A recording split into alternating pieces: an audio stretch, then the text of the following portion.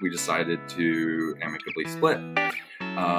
During this time, we were living separately, and it coincided with a pivot retreat that she had found out about, and so she went and had some really great results, and was really excited and happy to share those with me.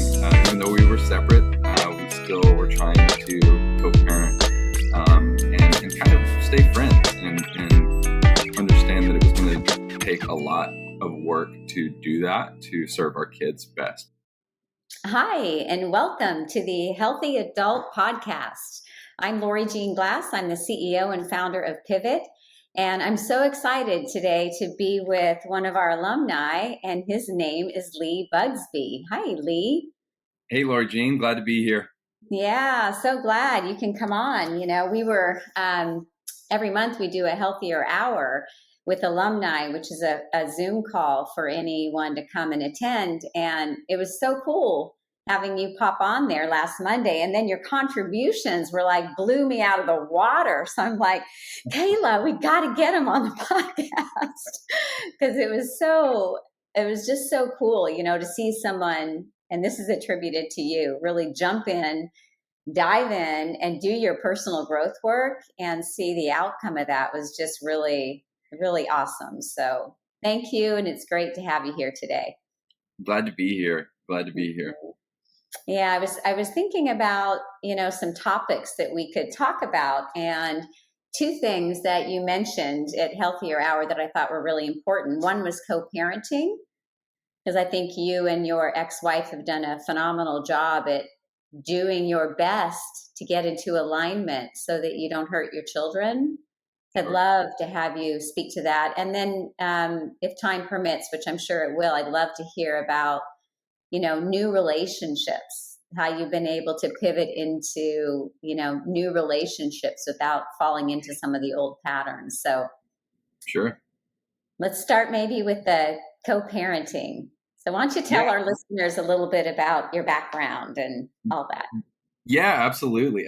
Well, I just want to say how honored I was to be able to go through the Pivot retreat and learn about your process and read your book, and it is life changing, and it's really, you know, you've got Eckhart Tolle and all these other authors out there that talk about awakenings, and I think the structure of what you've put together, and understanding your survival patterns and understanding how to create a different future for yourself, where you don't go on those base things that are kind of fuzz in the background. And when you really look at them, you're able to do the work to get better and feel better and live a happier, healthier life. And who doesn't want to be happy? I mean, that's the ultimate goal. Right? Everybody wakes up every day and we go, how do I make myself happy today? And being healthy and doing work is something that I've learned is an important part of that. If you wake up expecting life to just be great, with the baseline of whatever's going on with your brain, you're probably going to struggle a little bit. There, you know, I have a family motto, and it's "We work," and I take that into my spiritual and kind of cognitive work too. That this is not going to happen on its own. I've got to do work here. So Pivot retreat was. What drew you to come in? Where were you? Maybe start there. Like what? Great question. What made you? Yeah, what made you want to go to some place and just jump into a retreat? Sure. So my ex-wife and I were married for about 12 years. Our relationship had broken down to a level where we were kind of just roommates. The love was lost, and, you know, we were parenting our two children, and the breakdown happened. And without getting into too much detail, we decided to amicably split. During this time, we were living separately, and it coincided with a Pivot retreat that she had found out about, and so she went and had some really great results, and was really excited and happy to share those with me. Even though we were separate, we still were trying to co-parent and kind of stay friends and understand that it was going to take a lot of work to do that, to serve our kids best and not create generational trauma that she and I both experienced through divorce and deaths of parents. So yeah, so she came back, and we were in the middle of the divorce, and she's like, "You should go." And I was like, I don't know. I had a little bit of distrust in her at that point. Like we weren't fully divorced. I'm like, what is this? Was this an angle? Is she trying to get me to do something? Is this a manipulation? But no, it was really coming from her heart. She had a great experience learning about herself and learning how to heal forward. And so that's what brought me in. Is through our divorce, my ex-wife went and then recommended it to me. I love that. I love that. So after you went, I mean, I don't know if you want to share anything about your experience, but after you went and came back, I think that's where this whole new way to co-parent became very clear, right? Sure. Can you share a little bit about that? Yeah, I think I'd love to start with just how eye-opening it was of why we split and why we didn't quite ever understand each other, why there was so much miscommunication. Attachment styles I learned about that, was super prevalent. It was just like, this huge light bulb. Like we both had different attachment styles. And then we both had different communication styles, which include putting up armor and other things that keep you from connecting with somebody. And so, unfortunately, it was like too late. We both have said now, like, oh, I wish we had done Pivot before we got a divorce because maybe we could have saved it. But that's life, and we're moved past that now. But really coming back and understanding helped heal out of the divorce, helped me, he and her both heal, like understanding what our patterns were that led to kind of the ending of that relationship. But it also came with understanding so much. A part of the pivot process is going back and looking at your inner child and looking at that teen and looking at that unhealthy adult. And all those patterns that just, if you look back on it, it's almost like watching a movie or documentary. You're watching all these things happen. And you're like, wow, I've survived all these years and just, sort of unconsciously with all these patterns. And so bringing that back, not only to heal from the divorce, but to go, okay, how do we best move forward and parent these children utilizing these tools and understanding how we were traumatized as kids and how that made us create bad patterns. We were super resolved to not only get along well, for all the reasons, but to be the best partners that we could be as co-parents to help raise these kids and help not create new patterns. So it's like every time we had a little disagreement or the things kept coming up, right? The things that were in our marriage, they still exist outside the marriage too. But we always had the resolve to overcome those things and learn how to communicate, even if it meant like, hey, let's pause. Sounds like we're not communicating well today. Could we talk tomorrow around 9:00? I'd like to gather my thoughts, right? And some of that is like things that I learned in Pivot. Like it's okay for me to set instead of just going avoidant, right? Right, which is totally my pattern, was just be like, throw it under the rug and just keep moving. Yeah. And not have a voice. That was one of the things that I really learned in Pivot, was to speak up for myself, and to go, okay, well, avoidant, done that a lot, which usually ends with me not getting what I want. And not that I'm always seeking what I want, but I found that the ending of that relationship really highlighted that I had no voice. And do you know why? Do you now know why? I do. Would you mind sharing? Yeah, sure. My inner child and the things that I did at Pivot to dig into the depths of that looked like I had ADD as a kid. And I always felt like I was less than. I went to Catholic school for, years and years, and it was, a pretty structured thing. And I did not fall into the structure. Um, Mm. and so it was, you're bad, you're not normal. Anytime I spoke out in class or couldn't pay attention, things like this, right? And so it starts with that pain body of being not enough. I'm not good. I'm not normal. Um, and so that turned into my adult. You're just a bad guy. You're not a good guy.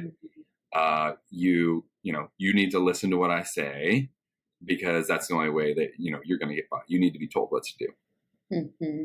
And so that led to me not having a voice, and Right. and conceding a lot, and And then getting resentful. Would you get resentful about it? so much resentment, right? Yeah. So much resentment, and then more stagnation and more avoidance, Mm-hmm. to the point where that's my part of the relationship ending, right? Is avoiding, never communicating my voice truly. And then when I finally communicated it, it was too late. Mm-hmm. It was too late, and that's unfortunate. But I am in such a great place now, and I choose to believe that everything happens for a reason, and I'm here exactly where I'm supposed to be, and maybe it's to help other people heal. Um, and that's been part of my sober journey too, which Right. is, I weave a lot of that into this. And I've been sober for 5 years, since 2018. And so serving and passing these things on to other people so that they can heal too Mm-hmm. is an incredible gift. And I love it. Yeah. Did you find after you got sober that it was harder to stuff it? Yeah, absolutely. Absolutely. Right. I had, alcohol is really great at helping an avoidant person avoid all their feelings. Yeah. It's like checkout time. Yeah. And it's Great. a really great thing for people that are anxious to just go out guns a blazing. Sure. Sure. Sure. Or even my anxiety, and that's the way that I self-medicated, was anxiety and avoidance. Like when I would drink, it would quell everything, and it would just everything would dampen. And so I could avoid my wife, I could avoid my responsibilities, I could, live in la la land. And I almost killed myself doing it. Mhm. And I have a lot of friends that have died of addiction and alcoholism, and it is a tragic death, and it steals your soul. And so, We've had a lot of people that have had friends and family that, unresolved trauma has sure, caused them to choose death as opposed to sure, life. There's so many things that we do to self-sabotage. I think it really all funnels down into that eventually, like checking yeah, out and self-sabotage and it just, wow, it just can really hijack one's life, yeah, you know. yeah. So avoiding feelings and all that kind of stuff. Getting sober was like, I'm telling you, Lori Jean, it was the first time in my life, I honestly, that I think that I actually looked at how I felt about Mm, things. wow. I think that most of my life before that was just like running headlong into each day and each year, and not being conscious of how I felt. Mm, My mom died when I was 17, and my dad did his best, but I never went to therapy. I never had. He was sort of a stoic, right? So I never had any encouragement to like, go, process your feelings. Why don't you see how you feel about this?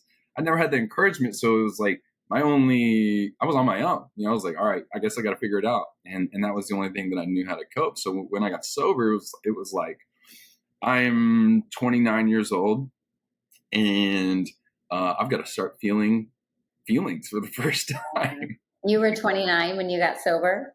Yes. So Wow. yeah, almost 30 years of not trying not to feel the way I felt. Mhm. Um, And what a crucial time to go through that kind of trauma, you know? You know my story, and I think we talked about that when you were at the glass house. That was the age I was when I lost my mom. and you're right there. You're on, just about ready to take the corner to slide into becoming an adult, and you've got this rug that gets just pulled out from underneath you that sets the stage for a lot of ambivalence, not sure what to do. Yeah. Yeah, it's hard. Yeah. Yeah. And so my teenager coming into an adult was rebel. I was rebellious against everything, and then my mom dies, and so it's like double down on rebel, right? Because now I'm mad at the world, That's and I'm gonna go do it on my own. And right. and so there were some successes in life, but for the most part, I was really handicapped when it Yeah. came to healing and learning about myself. And so Mhm. getting sober, and then shortly after going and doing a deep dive into cognitive work. Um, it changed my life, right? And so every day I get to wake up and make a decision about how my thoughts are going to shape my day. Mhm. And that did not come to me easy. I had to do a lot of work to Mhm. process feelings and feel feelings and go, what does this mean? And Yeah. why am I feeling this way? And what do I need to do about Mhm. it?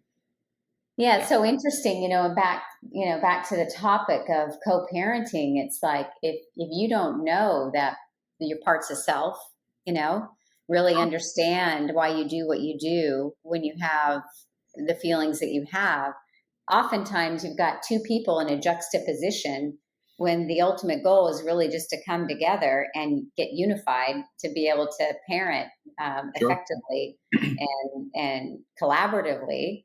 And that just, so many people after a divorce, they don't even really want to talk to each other.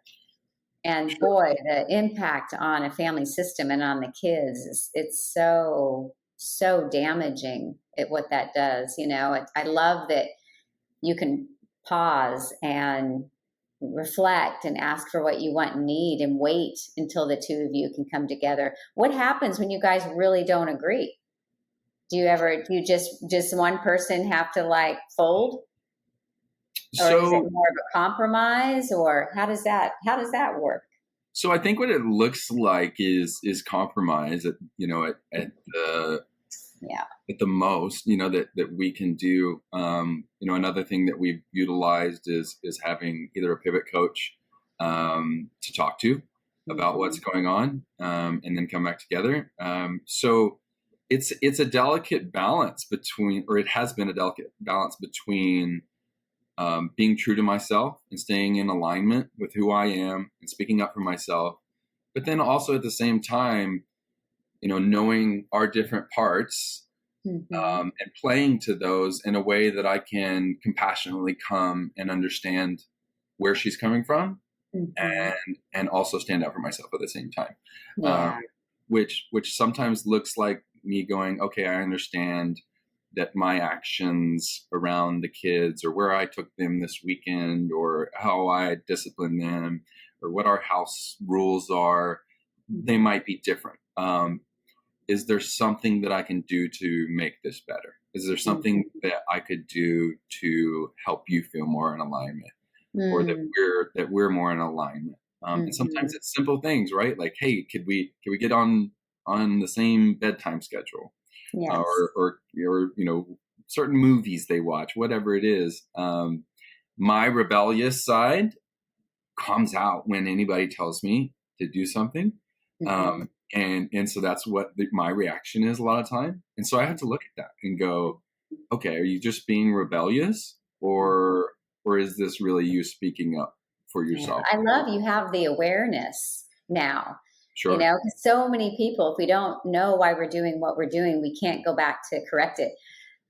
One of the things about parenting, because I've raised two boys, and one of the things that has always been so interesting now that I'm on the other side of it and do what I do for a living, is when I meet these people that parent as if their children were actually them and having their experiences. Like, I hadn't done my personal growth work, the deep dive into my developmental psychology work when my youngest son was young. I mean, they're your age.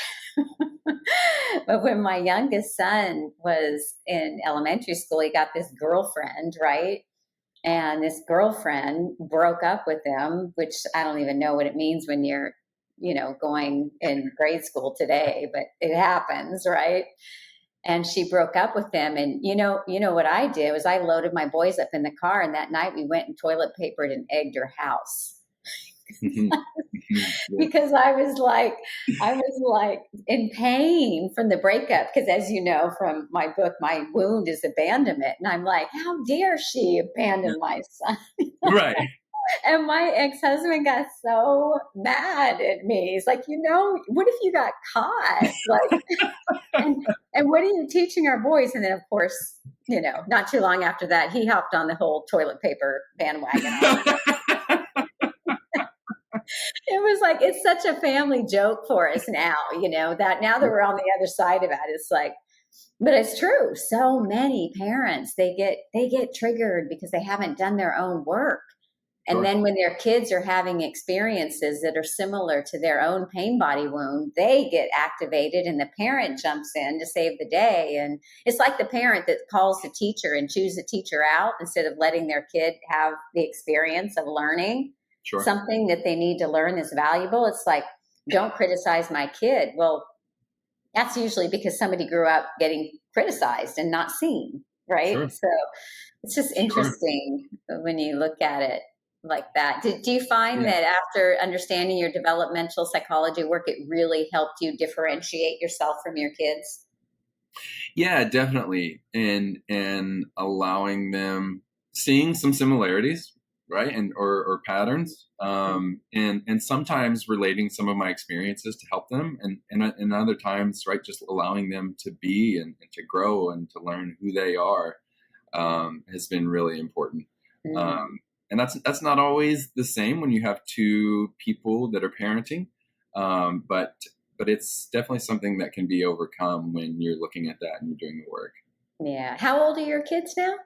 So they are 12 and 13, two boys. Oh, you're in it. You're in it. Big time. Big time. Yeah, that was something I was going to say too. Is recently, and I think I talked about it on the monthly call. Is they're at an age where they're seriously revolting against their mother. And in I've contemplated on this a lot, and in my unhealthy self, I would have just said, "That's your problem," but I'm not. I'm healing today, and I look at her with compassion, and when she calls me and tells me they're being disrespectful and she's having a tough time with them, it's like my brain now goes into action. It's like, okay, you're a father, and this is a critical time, and there is a masculine piece of this that certain times in a boy's life that a mother can't do, or they're pushing her away. And so it's my time to step up and not only help them, but it serves her. And the more I serve her, the better our co-parenting relationship is. And the more she feels supported, the more beautiful this thing can unfold, even though we're not together. Oh, I love that. I love that. And so much healthier for your boys. Yeah. So much healthier for your boys, right? Totally. Totally. That's great. Well, how about we pivot to something maybe a little more fun to talk about, which is sure. Lee dating now. Well, yeah. Well, I'll let the audience decide. New relationships, yeah. Yeah, whether that's more fun or less fun, I don't know. I think every part of being human sometimes has a challenge at one point or another. And I was excited to get back into dating for all the reasons, right? I don't want to be alone, coming out of a divorce and processing all that stuff and being alone a lot really makes you crave wanting to have a partner and somebody to be by your side and to love you and care for you. The pitfalls are you go too quickly into that without doing some work around what it is you want and how you're going to speak up for yourself and maybe outlining what the right kind of person looks like for you. I can tell you, I made some mistakes. I used my old patterns, which is just to run headlong into it And I got myself in some situations with people who were wonderful people, but they weren't in alignment with who I am. And that I caused myself a lot of pain, like getting myself in those situations and being out of alignment, not speaking up for myself again, and kind of finding myself where I had been before. Yeah. Um, Isn't that interesting? And yeah, it's so, I don't even know if I can articulate it right, but I know exactly what you're saying. And it's when you're in a process that's an old pattern and you know where you are, it's like it's so different than being there without the consciousness that you're there. It's like, wait a sure. minute, this is why am I here hovering down and Yeah, not having my voice? Like I know exactly what I'm doing. It still is hard. You sure. know, I always tell people it's still hard, but at least you know where you are. And so the pivot to be able to go back into your healthy adult, it is easier. Wouldn't you agree? When you're conscious of why you are where you are. Oh, absolutely. And you mentioned that getting sober, you start really feeling your feelings, and after doing cognitive work, it's even more magnified. And how mine manifests is extreme anxiety. Hmm. My heart's beating. I wake up stressed out, and some of the clinical side of medicine today is like, oh, just take a pill for that, and the one thing that I think that I've learned, and I'm not anti that at all, but for me, a lot of times that is a healthy indicator that I'm out of alignment Yeah. and on the crazy train, probably. um, Mhm. and wanting something to work, wanting to make something work so that I'm not lonely, so that I'm not alone, but truly knowing that I don't feel good and this doesn't feel right. That's right. That's right. Yeah. Yeah. And well said. Well Yeah. said. Yeah. Yeah. So pivoting out of that is seeking my mentors, looking to my pivot coach, looking to my therapist and talking about, wow, I feel really anxious right now. Um, and could it be that I'm, trying to make a relationship work that is out of alignment with who I am? And I'm not speaking up for myself, and I'm not having those conversations and communicating clearly. And wow, I'm being avoidant again. Oh no. No Yeah. wonder I'm feeling anxious. Yeah. You know, there's I don't know if any of our listeners will relate to this. I think you might. You know, I confession. I like Hallmark movies. I don't like them all the time, but if I have a stomach ache, there's something about giving my inner child chicken soup and giving my inner teen a Hallmark movie, Yeah, right? yeah, Like I want the happy ending. I just want the happy ending. And what I know is that God, I'm just going to say it. I wish that it could be as easy as just really going out and being free and connecting and finding the love of our life. But I do believe that when you come from trauma and you are highly sensitive and whatever that looks like for you, whether it's not always addiction, it's always just sometimes behavioral patterns that you've onboarded as a way to avoid or or engage in feelings that are not benefiting you. You know, the pick is important. The pick is important, and I can't tell you. I mean, I'm a lot older now and in a relationship with someone I love very much. But when I was younger, I would let my hormones and my deep longing be the guide to pick. And if somebody was someone that made me feel good physically, because physical touch is important to me, yeah, and said the right things, I didn't vet if they could follow up and really mean them. I was all in. I was locked in. This sure. person was love, like all the poems and the movies that I would fantasize about as a young child because I lost my dad when I was so young. I think that vetting relationships is so key. And, we do use the whole perspective for that. And we do it for a reason. And I've worked with people, even psychologists that I've had as clients that we laugh about it because they're like, oh, this is just so simple. Like, this is kind of, they don't want to say stupid because they don't want to be rude. But the truth is, they get so much out of it. And then in retrospect, they're like, oh my God, light bulb, light bulb, light bulb, light bulb. And so in vetting new relationships and looking at it, like, is this person, am I well met and well matched financially, physically, intellectually, spiritually, and Sure. emotionally? It really helps, I think, end up with someone that is a little more suitable. Not that we're suggesting that you sit back and not, we don't want you to overanalyze, Sure. right? Sure. But it's important, especially when you have kids. So my question to you is, have you looked at the whole perspective and the dating piece through that lens? And if so, what do you think? Yeah. So, after having some negative experiences, I got with my pivot coach and worked through the dating module. And Oh, you did?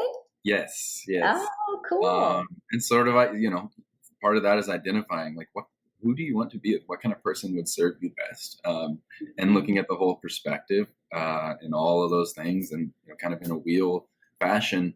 I'll tell you, in this modern age of dating apps, that's a pitfall right there, right? Because it's very transactional. It's, hey, do I like the way this person looks? Do they, they whatever is in their profile, is that interesting to me? Do I think that maybe we would work out? And then you go on a couple of dates and whatever. It's, I would say, a little more difficult than meeting someone in person or meeting someone through some kind of fellowship or somewhere where you know what kind of things that person is into, or maybe they've been vetted by the friends around you. These Mm-hmm. are complete strangers. Yeah. And so you step into it with all the best wishes. And I, like you, am, physical touch is my number one need. And, and then my thing is like acts of service. So I find myself getting in relationships with people who are uh, damaged or hurt because I can help them, and then they give me affection back. And so it's it's like toxic cycle that I find myself in.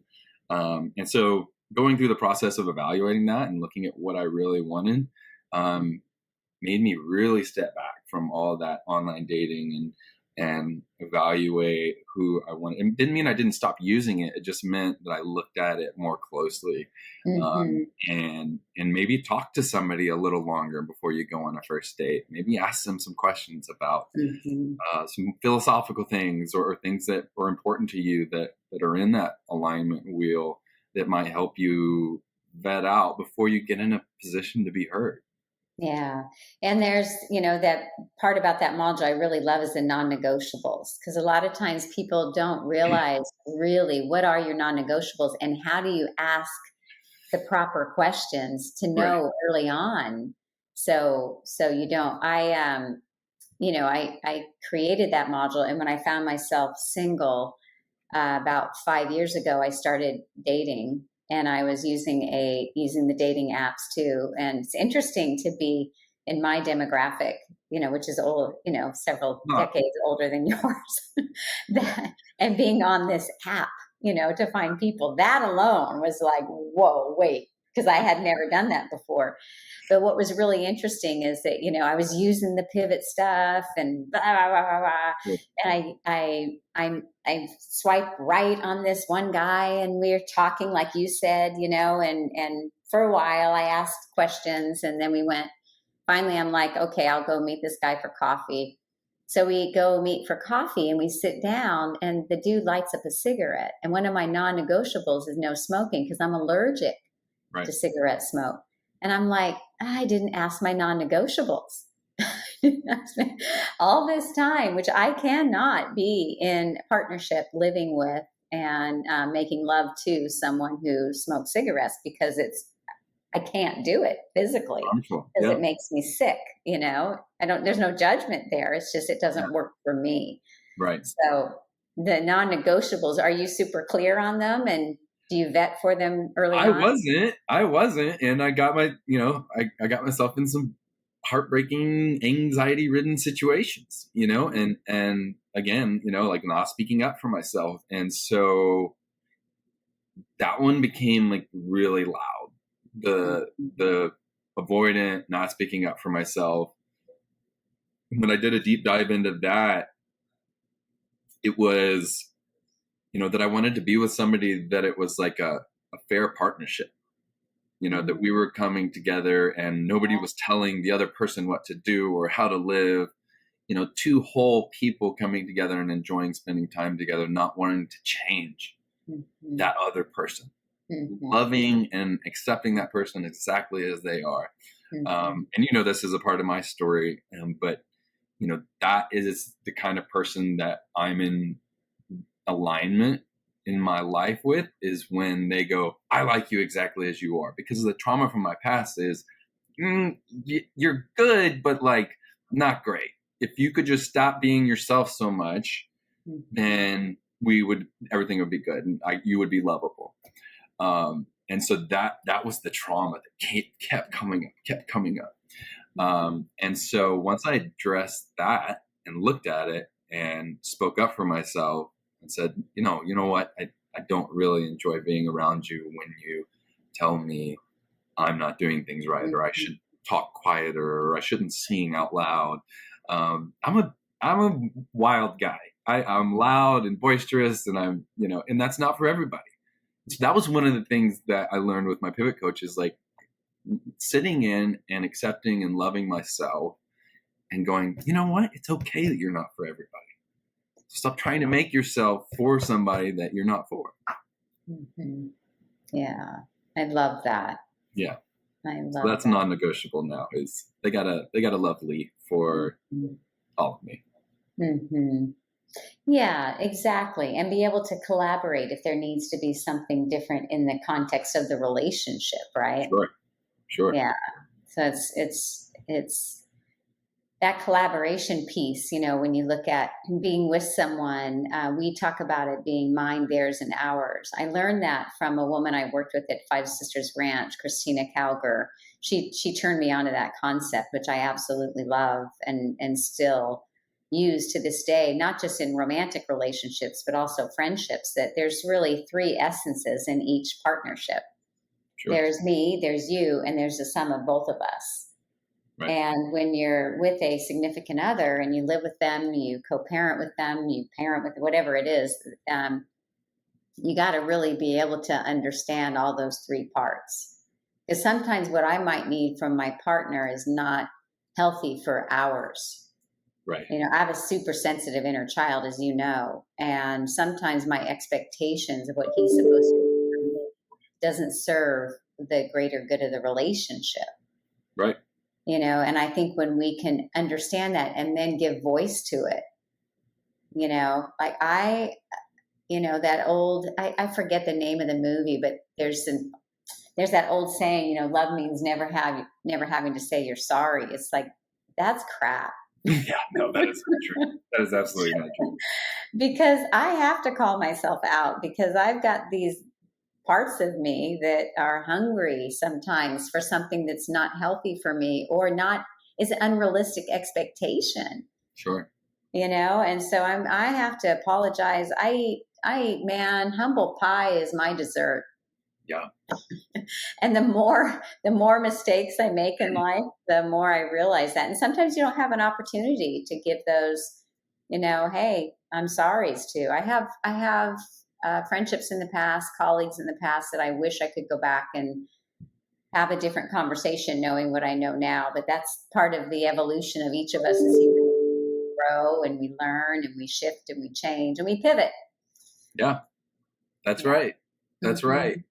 Yeah, and I think what that looks like today is I'm actually in a really healthy relationship with a woman who makes me really happy, and she loves me for who I am, and so things are going really great. But I do still find myself out of alignment or getting anxious, and lo and behold, it's usually because I'm not speaking up and saying my truth. And so, over the last couple of months, there have been a couple things that have come up, and we'll have these conversations about where the relationship is going and what she wants and this sort of thing. And I passively just go like, oh, okay, yeah, sure, sounds good. Because I don't want anything to go wrong. I'm like, this is going great. But I'm not speaking my truth. I'm not saying some of the things which are like, hey, I'm not really ready for that. That's right. What you're saying here might be important. Actually, it's very important. When people have PTSD and they start doing a bunch of work and then they're looking at that post-traumatic growth track, right? Like, okay, I've done some work and now now that I've worked with a lot of this trauma, I want to go and live and enjoy life. I would imagine that your inner child gets really sensitive and rebel, your inner teen that wants to come out and just name it and say it and force it. You don't allow yourself to do that anymore because you've grown. Right. I would imagine that it's your adult self, your challenged adult that sits back in the pocket of ambivalence. Sure. And not, and your healthy adult gets to come in and have your voice, but differentiating between, am I hurt or am I pissed? Try that next time. Yeah, I will. Am I hurt or am I pissed? Because when people have different developmental parts that have very different storylines, that it's sometimes that juxtaposition makes it difficult to really know what to do because you have both parts pulling at you inside. Sure. Sure. But I always tell people, just make it messy. Just lean into it. Let it be messy. Look, I need to have my voice here. And the truth is, I don't even know what to say, but I want to have it. So how about we revisit this or whatever you need to say? Yeah, no, it's funny you say it that way because that's exactly what it looked like. It got a little messy after that, because that person is a little thrown off. They're like, well, why didn't you say it when we were having the conversation? And, that's when I got to say, hey, I'm sorry. Sometimes I just can't, No, and you don't want to risk letting rebel loose. Right. And maybe there's a piece of you as the relationship is growing, you'll be more vulnerable and let her see that inner child that's sensitive and might be hurt. Sure. I think we all, those of us that carry shields, and I do for my inner child, it's hard to find the languaging. It's hard. It just is. Yeah. There is no quick fix. There's no magic pivot wand here. Poof, you're going to get it. Yeah. Practice, though. The more we can practice it and name it, it's like, oh, okay. Right. It's kind of like the first thought, second thought, then action. Not first thought, then action. Yeah, we've got to take a little pause. And I think that's been an important part of my journey, too, is to just even if it takes time, even if I have to say, hey, I'm sorry, I couldn't fully be in the moment when we were having that conversation, but I want to have the conversation now. Yeah. It's still healing. It's still so progressive, and it still makes for a great communication, open relationship. Mm-hmm. Yeah. Well, Lee, thank you so much for hopping on today, and really love everything that you've shared and what you have to say, and best of, I don't want to say luck, but have a great time in this new relationship. Learn more about yourself. How about that? It's been an honor, and it's always an honor talking to you, Lori Jean, and I hope we get to do this again soon. Yes, I hope so too. Yeah. So anyway, thanks for being here. And if you could, in like a couple of sentences, sum up for anybody that might be curious about going to our retreat, what would you say? Sure. That's a lot. There's so much. So much to learn. I would say come to Pivot to find out parts of yourself that you've never looked at so that you can heal, so that you can live a happy life. Aw, that's sweet. Thank you for that. Yeah. We hear that a lot. It's great. And I think because it's done in 5 days, you don't have to prolong it over long time. Sure. Right? The condensed, like, let's jump in. Mm-hmm. Yeah, absolutely. Absolutely. All right, my dear. Well, great to see you. Thank you. And hopefully we'll see you next month on Healthier Hour. Yep. And you Sounds can good. let us know how your relationship is going. You got it. You got Yeah. it. Thanks Okay. again, Lord Jean. All right. Thanks. Okay. Bye bye.